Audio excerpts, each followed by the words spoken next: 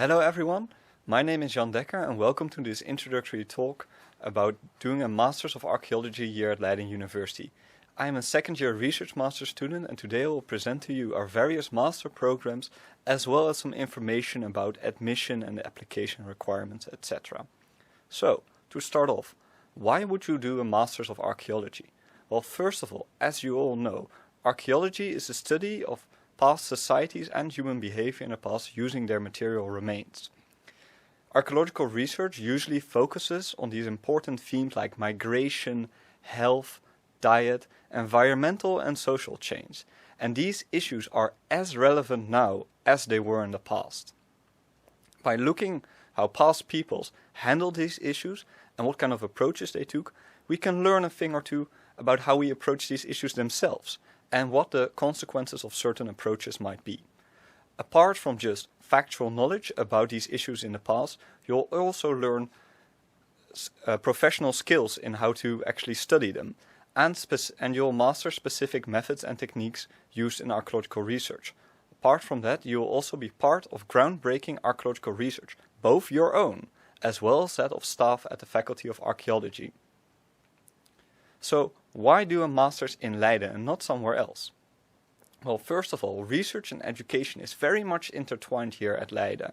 Lecturers will often use their own research as examples during courses, and you'll be invited to participate in research. This will help you to gain a bit of insight into the process of academic research. Apart from that, we are also one of the few independent faculties of archaeology in the world. Now, this may sound as just an administrative thing, but it is actually quite important. Archaeology is a very broad and multidisciplinary field, and you have some archaeologists who are much closer to, for example, the natural sciences, doing research on DNA, isotopes, etc., while other archaeologists might take a much more humanities approach. At some universities, these two types of archaeologies are split between two different faculties, hindering communication and cooperation between the different subfields, while here at Leiden, we're all part of one faculty under one roof and in the same building, which promotes cooperation and communication, increasing the overall quality of research. Apart from that, Leiden also has a great variety of labs. We have both labs for botanical research, zoological, osteological, as well as material culture analysis, and even a digital lab. And these great lab facilities help us achieve this high QS ranking that we have. Now, archaeology in Leiden isn't just about Dutch archaeology or European archaeology. We have a strong international focus. As you can see here, Leiden has archaeological projects in many different parts of the world, ranging from indeed Europe and the Netherlands to the Mediterranean, the Near East and even the Americas. There are even plans for the future to branch out further to the east, further into Asia, where new exciting projects are starting, so we can truly speak about doing global archaeology here at Leiden. Now, as I already mentioned, archaeology is very multidisciplinary, and apart from the broad array of courses offered at the faculty itself, you also have the opportunity to cooperate with different fields and different study programs. For example, we have cooperation ties with the history and ancient languages and culture study programs, which might be very interesting for you if you're interested in pursuing either Northwestern Europe or classical or Near Eastern archaeology. If you're more into the sciences, fear not, because you can also cooperate with the biology, earth sciences and chemistry, and even the ICT department if you really like to combine digital archaeology. And for those of you interested in heritage, we have cooperation with the anthropology, sociology and the policy and management study programs. So you can really gain the benefit of all the different study programs offered here at Leiden University.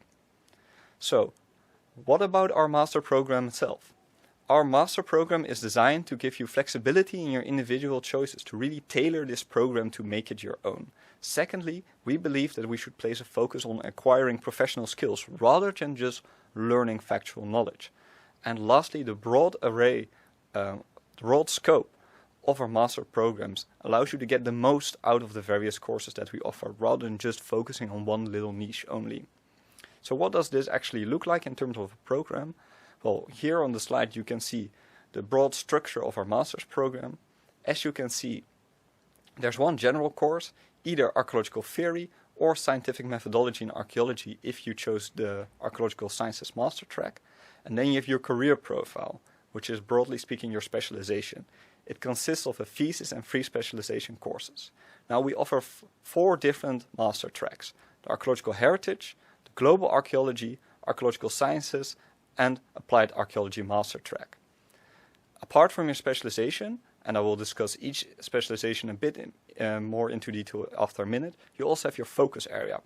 So your focus area is a certain region. You can choose from Northwestern Europe, the Mediterranean, Near Eastern archaeology, or the Americas, to which you want to apply your specialization. So you can gain a bit more context and background information about this region that interests you most.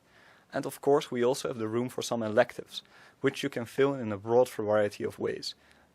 Not limited to just courses at the faculty. You can even go to other faculties or other universities to follow courses there if that is what interests you most. So, about the specializations. The first specialization that I want to cover is the Heritage and Museum Studies specialization. Heritage and Museum Studies focuses on the role that archaeology plays in our current society. It is not so much about the past, but rather about the role the past still plays in the present. And there are very many different aspects to this.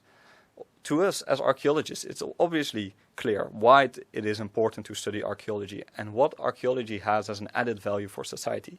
But for the general public, this is often a bit less clear.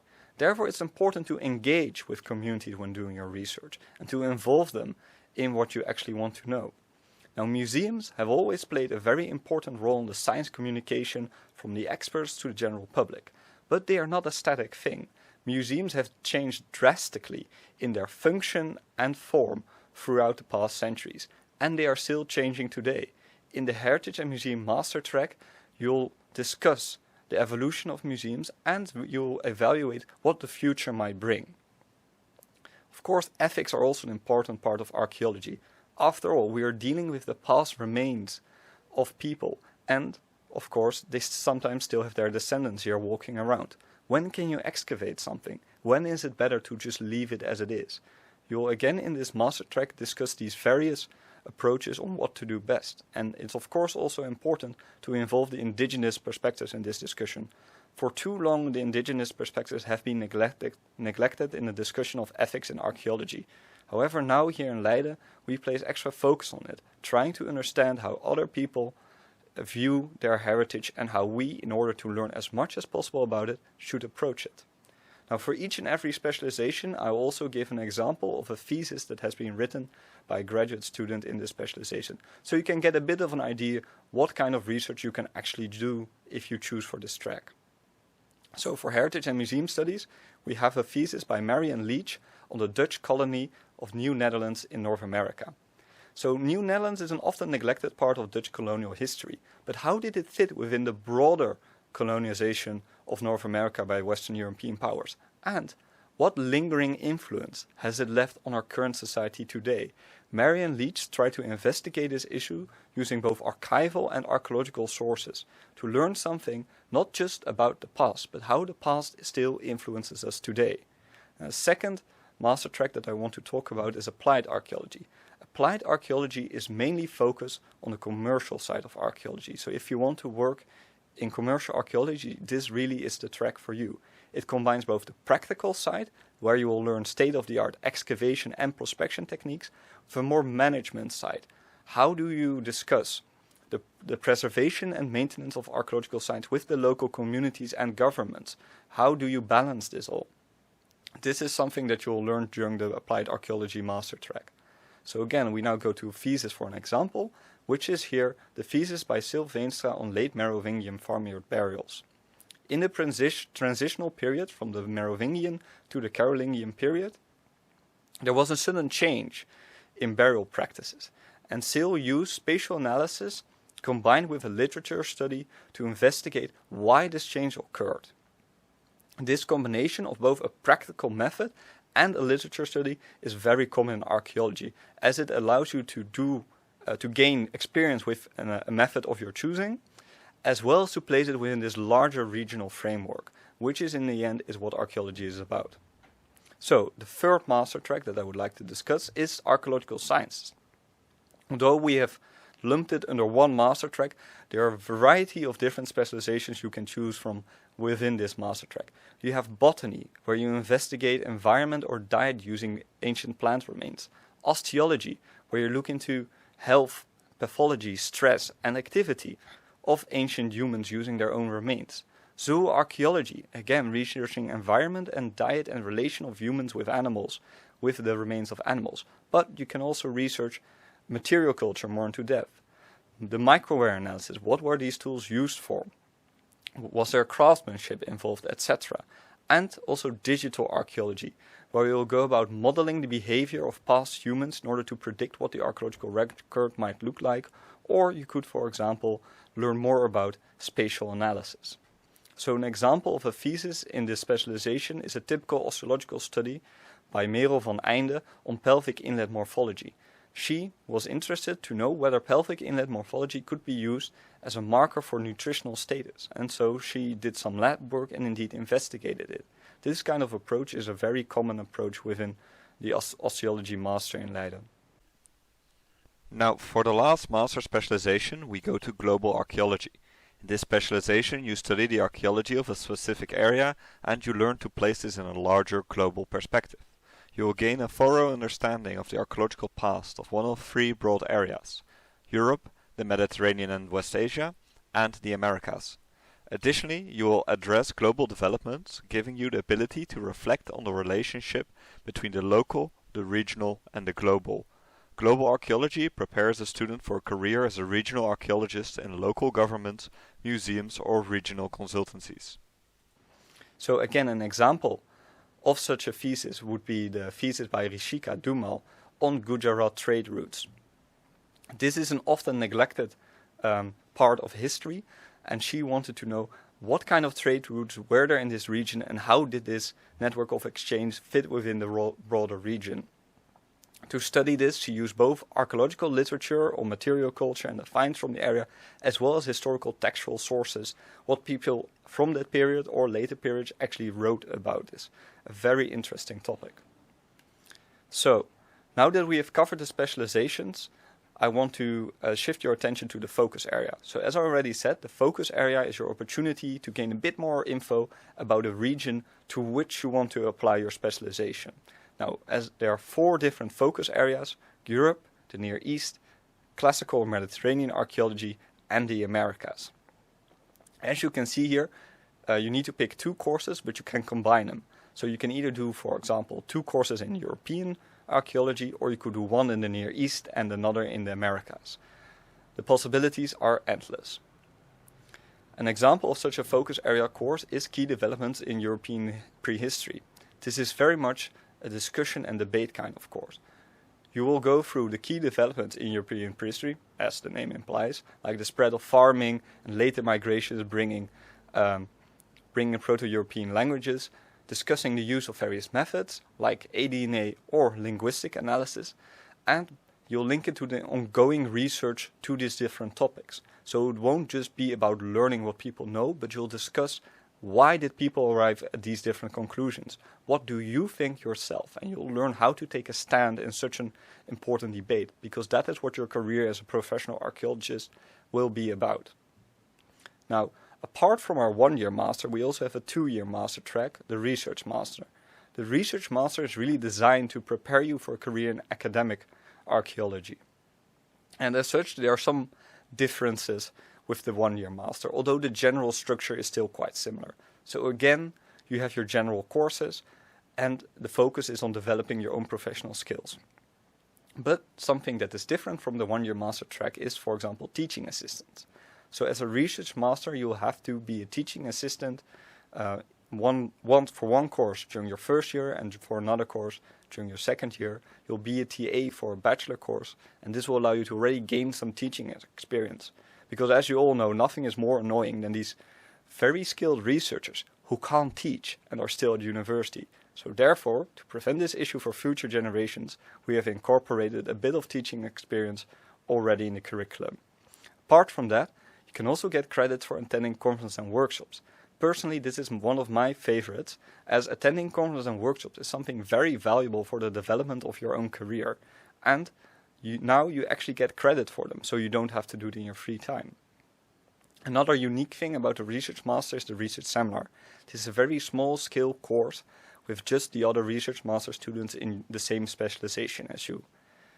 The exact format of this course very much depends between different specializations, as this is really up to you and your supervisors, but it's a very interesting course.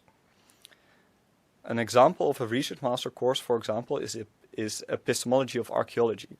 Epistemology is a quite theoretical course about how to do science. How do we know that what we observe is actually the true state, and those kind of subjects. It might sound a bit challenging at first, but it's something very important to already master as a student, because this is the theoretical basis upon which you build all your actual archaeological interpretations.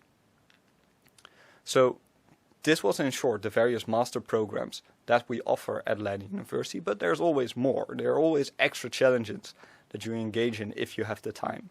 You could even go abroad. Now, of course, in this day and age that is perhaps a little bit more difficult, but it is still possible.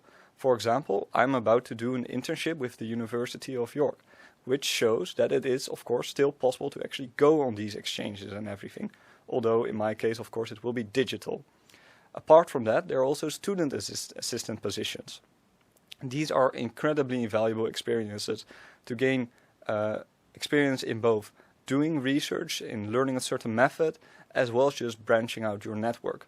And the jobs themselves are also quite nice. Now, I have to say, the amount of available student assistant positions is quite limited. So there is a small chance that you actually can get one. But if the chance arises, take it. Apart from that, you can also participate in some of the advisory organs here at the University of Leiden. Examples are the Education Committee and the Faculty Council. So the Education Committee and the Faculty Council are two advisory organs here at Leiden, where students actually can have a say and can comment on the policy making happening at faculty level. These are very valuable opportunities if you want to learn more about how a university as an organization actually works. And it gives you, as student representative, the chance to actually influence the policy making of the faculty to the benefit of all students. Apart from these advisory organs, you could also enroll for the Leiden Leadership Program, which is the honors program here at Leiden University. Now, I've told a lot about our master program, but you'll probably all be wanting to know what happens after. How's the job market? Is there actually a job in archaeology? I will be happy to reassure you that all these doomed scenarios are false, and people actually seem to do quite well in the job market. You can see here a list of the various different professions where people have ended up after graduating in archaeology, but I won't go through them in all too much detail. What is important to know is that of all our master alumni, 60% roughly actually gets a job in archaeology. I think that's a very positive figure. The two main sectors where people end up in are either commercial archaeology or academia. And important to note, this figure is based on the data of all alumni, but for the research master alumni, actually 75% manages to start a PhD, showing that there is quite a good chance that you will continue in the field of your choosing if you finish your degree here at Leiden. Now, you might be wondering, what about those other 40% who don't get a job in archaeology? Don't you worry, we have a graph for that as well. As you can see, they really end up everywhere and nowhere. I mean, the amount and the variation of sectors is so diverse. I know people who've now gotten a job in ICT, working for a bank, working for the Dutch National Tax Agency. The variation is endless. You might very well end up working somewhere that you never expected you'd end up before. But in most of these cases, or nearly all of these cases I should say, it is where those people wanted to end up with. So don't be alarmed by these kind of different professions. It may not be the path you envision right now, but it could very well be the path for you. So, we also asked some alumni to give us a little testimony about what they are doing right now and what they found most valuable about their education here in Leiden. So our first example here is Kendra Kolomia, who did a research master here. She's now a project archaeologist, and she said that one of the most valuable things she learned was how to formulate research strategies.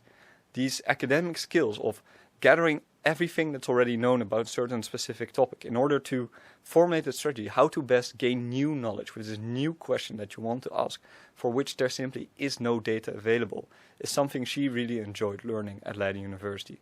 Another example is Daan Mees, who did an MA in Archaeological Sciences. He's now a project manager, and he said one of the things he enjoyed were the field schools. I haven't mentioned these before, but field schools are one of the other extracurricular things that we offer here in Leiden.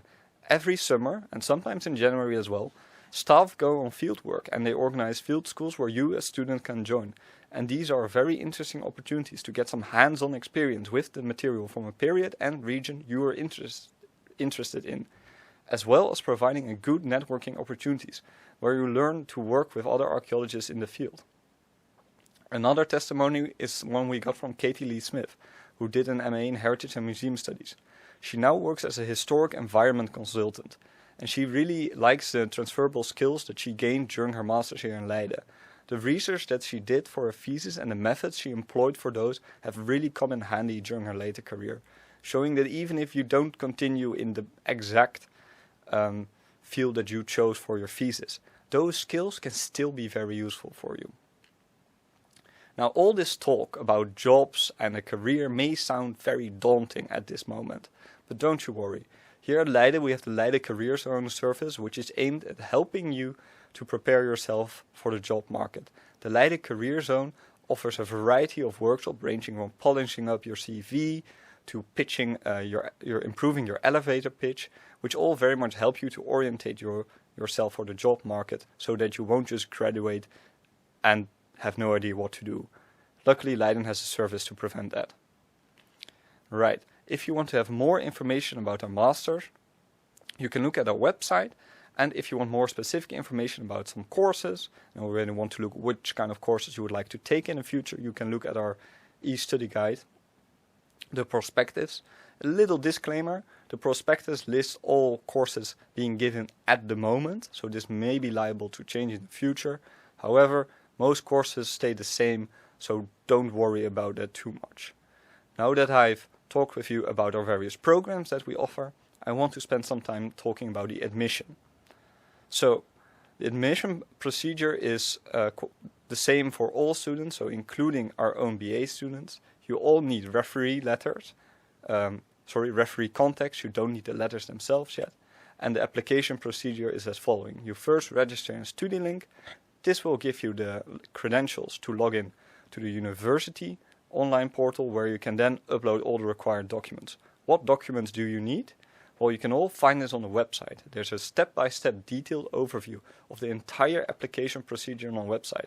And if you just follow this to the letter, you can't go wrong. So deadlines are of course very important to know, so you don't want to miss them.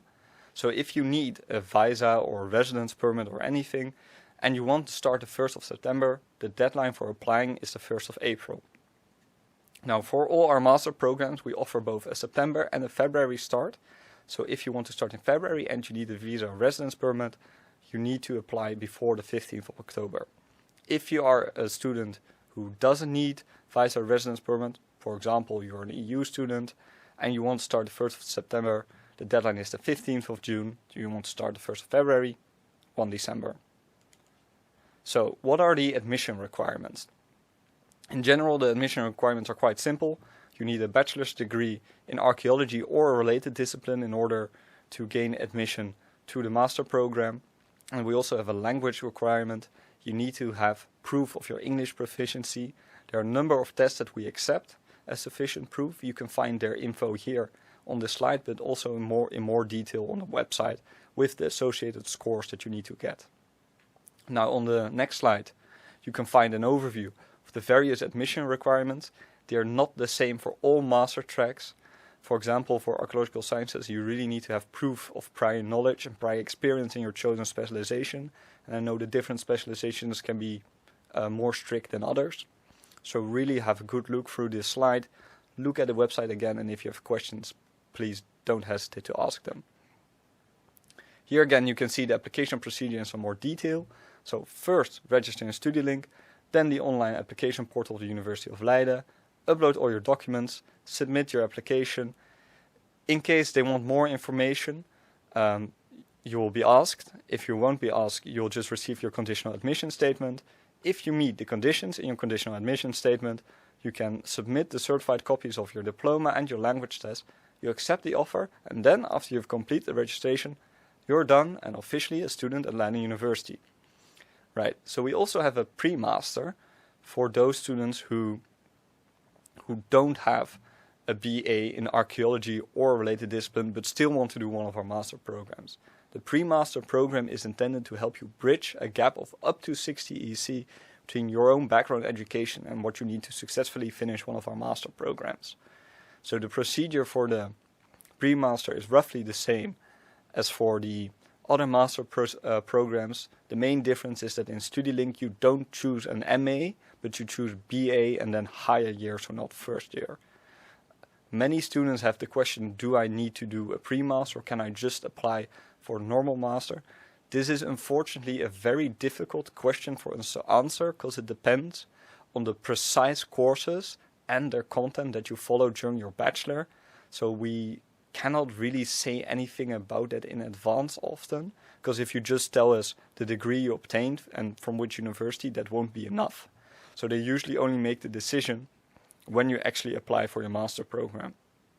So if you're not sure, do I need to do a pre-master or not, just apply for both the regular master program and the the pre-master program. You can of course also apply for the research master program if you want to.